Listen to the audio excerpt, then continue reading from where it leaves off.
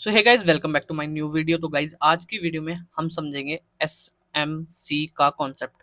ठीक है, SMC concept क्या होता है, एसएमसी किसे कहते हैं, और कुछ लोगों को एसएमसी का मतलब ही नहीं पता एसएमसी क्या होता है। ट्रेडिंग करते हैं वो लोग, ऑप्शन ट्रेडिंग करते हैं या फिर स्टॉक्स ट्रेडिंग करते हैं, बट उनको एसएमसी का नहीं पता। कुछ लोग एसएमसी की फुल फॉर्म नहीं जानते।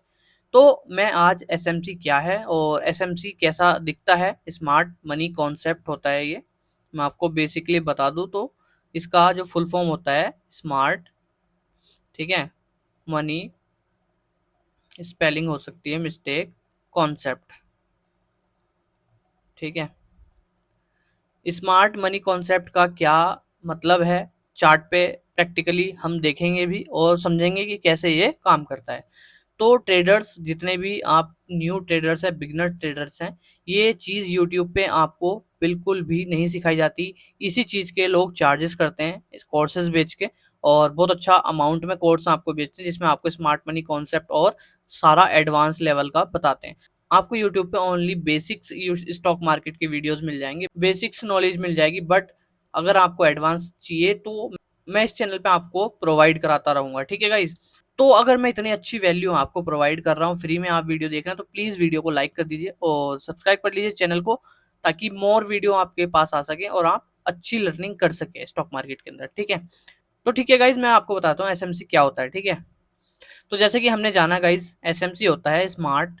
अभी मैं आपको थोड़ा सा शॉर्टकट में बताऊंगा क्योंकि ये एडवांस बहुत होता है, बट मैं आपको प्रैक्टिकली चार्ट पे भी दिखाऊंगा और आपको बताऊंगा कि ये वर्क कैसे करता है। ठीक है, आप इसको पहचान के अपना स्टॉप लॉस बचा सकते हैं और अपना ट्रेडिंग अवॉइड कर सकते हैं, और इसको पहचान के आप प्रॉफिट भी कर सकते हैं। ठीक है, स्मार्ट मनी कॉन्सेप्ट इसको बोलते हैं हम लोग।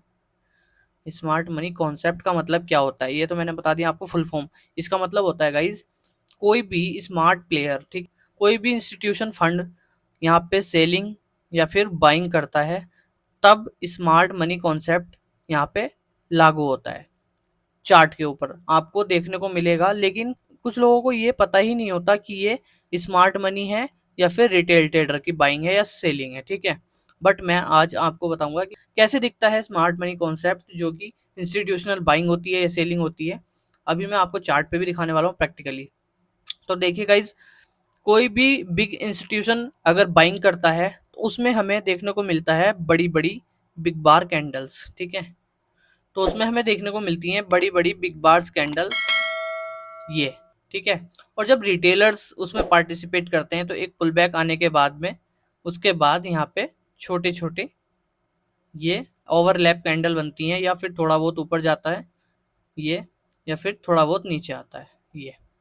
ठीक है, ये है रिटेलर्स की बाइंग सेलिंग और ये है इंस्टीट्यूशनल बाइंग सेलिंग। ठीक है, ऐसे ही सेलिंग की सिचुएशन में भी होता है कि बड़ी बड़ी आपको कैंडल्स यहाँ पे शो होंगी, उसके बाद में स्लो हो जाएगी, क्योंकि अब इसमें रिटेलर्स को जो है ट्रैप किया जाएगा। ठीक है, तो ट्रैप सिस्टम क्या है ये भी मैं बताऊंगा। इसमें स्मार्ट प्लेयर कैसे प्ले करते हैं, जब किसी रिटेलर का स्टॉप लॉस या रिटेलर का पैसा खाना होता है तो कैसे करते हैं। मान लीजिए मार्केट में शार्प सेल हुआ, ठीक है, मॉर्निंग में मार्केट खुली और काफ़ी अच्छी सेलिंग आई। ठीक है, ये बैक टू बैक यहाँ पे रेड कैंडल बनाते जा रहा है और बिग बार बन रही है सारी बैक टू बैक, एक भी पुल बैक नहीं आ रहा। तो अब रिटेल ट्रेडर्स एक्सेप्ट करेंगे कि यहाँ एक पुल बैक आएगा। ठीक है, तो जैसे मान लीजिए चलो एक पुल बैक यहाँ पे आया, ये हमारा ईएमए की लाइन्स जा रही हैं, जो भी 920 जो भी आप लगाते हैं, उसके बाद यहाँ पे सडन से एक रेड कैंडल, ग्रीन कैंडल आने के बाद में उसके बाद यहाँ पे एक रेड कैंडल आई। ठीक है, और इसका लो भी यहाँ पे ब्रेक कर दिया। तो अब जितने भी रिटेलर्स ट्रेडर हैं इस कैंडल पे यहाँ पे सेल कर देंगे। ठीक है, क्या कर देंगे, सेल, कि मार्केट ने ब्रेक कर दिया है, रेड कैंडल आई है, उसके बाद एक और यहाँ पे कैंडल आएगी और वो अपना प्रॉफिट लेके निकल जाएंगे। बट ऐसा होता नहीं, क्यों नहीं होता, क्योंकि रिटेलर्स को प्रॉफिट बुकिंग करनी होती है। रिटेलर्स को प्रॉफिट बुकिंग करनी होती है। कुछ लोगों को, जो रिटेलर्स है, बिगिनर्स है, उनको पता है कि यहाँ पे प्रॉफिट बुकिंग आई है इस वाली ग्रीन कैंडल पे जो पुल बैक आया था, बट ये जो इंस्टीट्यूशनल सेलिंग है उसका जो प्रॉफिट बुक है वो इस कैंडल पे नहीं आया, वो अब आएगा थोड़ा सा नीचे जाने के बाद इस कैंडल पे। ठीक है, आपको यहाँ पे इनवाइट किया, जितने भी रिटेलर्स हैं उनको यहाँ पे ट्रैप किया और उस प्राइस उसके बाद में यहाँ तक के जितने भी न्यू सेलर्स एक्टिव हुए थे इसके अंदर, उनका सबका स्टॉप लॉस यहाँ पे खा लिया इसने। तो यहाँ पे प्रॉफिट भी बुक किया उन्होंने, जो सेलर्स आ रहे थे उनका प्रॉफिट बुक करना था, तो ये बेस्ट प्लेस था जहाँ पे उन्होंने अपना प्रॉफिट बुक किया, क्योंकि इसमें न्यू सेलर्स थे और उनका भी स्टॉप लॉस यहाँ पे उन्हें खाने को मिला, और इस जगह पे उन्होंने अपनी पोजीशन को क्लोज किया। तो इतनी बड़ी कैंडल यहाँ पे बनी ग्रीन कलर की, और ऊपर जितने भी न्यू सेलर्स एक्टिव हुए थे उनको सबको बाहर निकाल दिया। उसके बाद अगर सेलिंग प्रेशर है तो कंटिन्यू सेल कर सकते हैं, अगर नहीं है तो यहाँ से छोटी छोटी कैंडल ओवरलैप बना के प्राइस को यहाँ से ऊपर की साइड घुमाया जा सकता है। ये होती है स्मार्ट प्लेयर्स की एंट्री, और कहाँ पे उनको प्रॉफिट बुक करना होता है। रिटेलर्स इन्हीं चीज़ों में ट्रैप होते हैं कि पुल बैक आया है, उसके बाद में एक यहाँ पे कैंडल आई है रेड कलर की, स्विंग भी ब्रेक किया है और यहाँ पे मैं एंट्री कर लेता हूँ, एक कैंडल और आएगी और मेरा टारगेट, बट ऐसा होता नहीं है। सडन से एक कैंडल आती है और ऊपर की तरफ जितने भी न्यू सेलर्स एक्टिव हुए हैं वो सबका स्टॉप लॉस खा जाती है।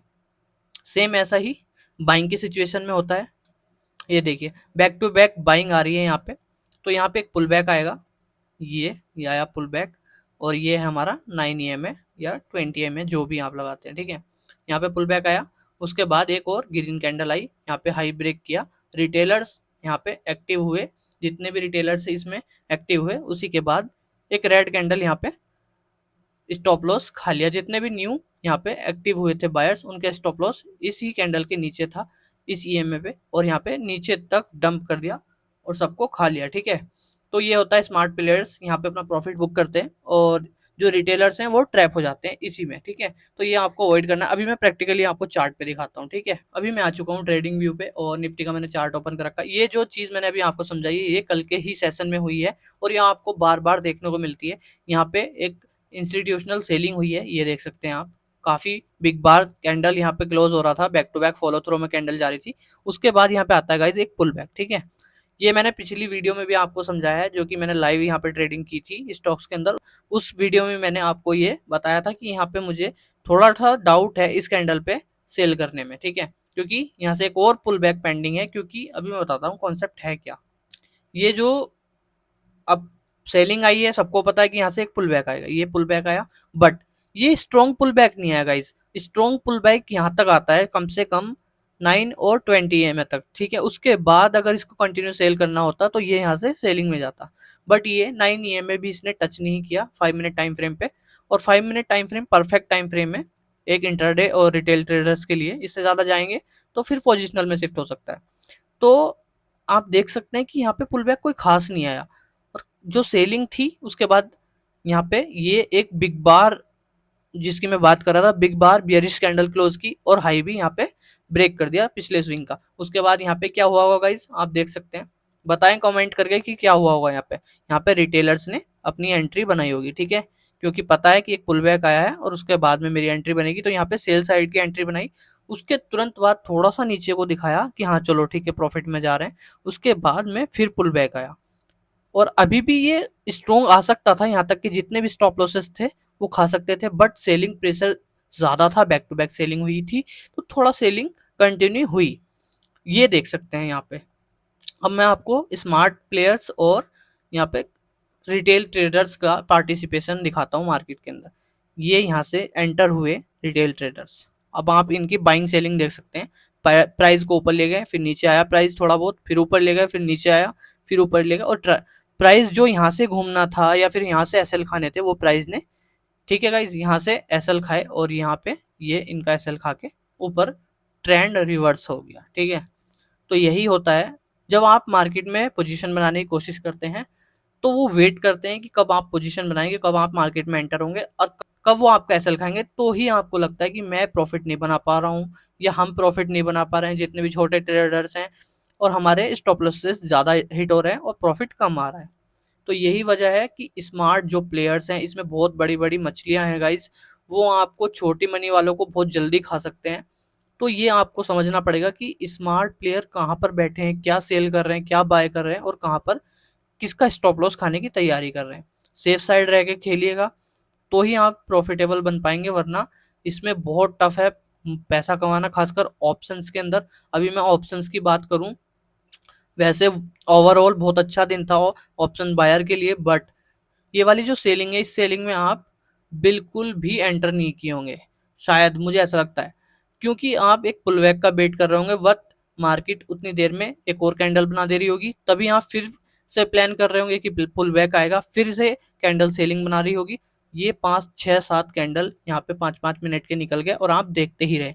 जैसे ही पुल बैक आया, आपने सोचा कि हाँ ये ठीक ऑप्शन है, यहाँ पे मैं सेल कर देता हूँ। कैंडल लो, अपना लो भी ब्रेक कर दिया है, आपने एंट्री की, आपका स्टॉप लॉस उड़ा दिया। प्रीमियम के चार्ट पे यहाँ पे बहुत बड़ा स्टॉप लॉस बनता है, जितना ये यहाँ पे कंसोलिडेट किया, आपका प्रीमियम पूरा डीके हो गया होगा।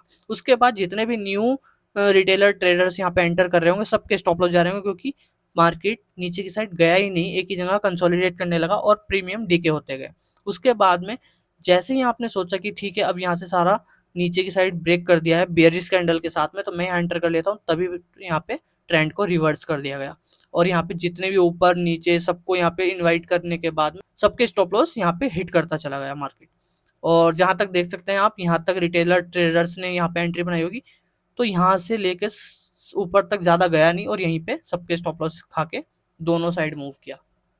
तो ये होता है स्मार्ट प्लेयर किस तरीके से मार्केट में खेलती है, ये आपको समझना पड़ेगा, तो ही आप पैसा बना सकते हैं, वरना बहुत अच्छे मार्केट में भी आप लॉस ही करने वाले हो। ठीक है, मैंने आपको पूरा कॉन्सेप्ट क्लियर कर दिया। आई होप आपको समझ में आया होगा कि स्मार्ट प्लेयर कैसे प्ले करते हैं मार्केट के अंदर और कैसे ढूंढते हैं कि रिटेलर्स का स्टॉप लॉस कहाँ पर है। यहाँ पे देख सकते हैं slow slow slow slow sell करके यहाँ पे सबको इनवाइट किया, इस स्विंग पे इनवाइट किया, इस स्विंग पे इनवाइट किया, और जितने भी न्यू ट्रेडर्स हैं सब यहाँ पे ट्रैप हुए होंगे। अगली ही कैंडल ग्रीन, अगली ही कैंडल ग्रीन, अगली ही कैंडल ग्रीन।